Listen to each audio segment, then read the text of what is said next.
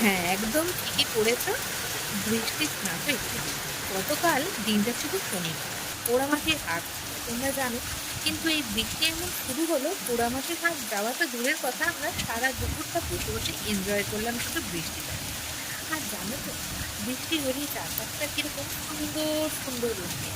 সবুজ হয়ে ওঠে, গাছপালাগুলো আরো বেশি যেন পরিষ্কার স্বচ্ছ হয়ে ওঠে, আর তার সাথে পরিবেশটা দারুণ হয়ে যায়। তোমাদের কাদের কাদের ভালো লাগে এরকম বৃষ্টি ভেজা বা বৃষ্টি বেলা?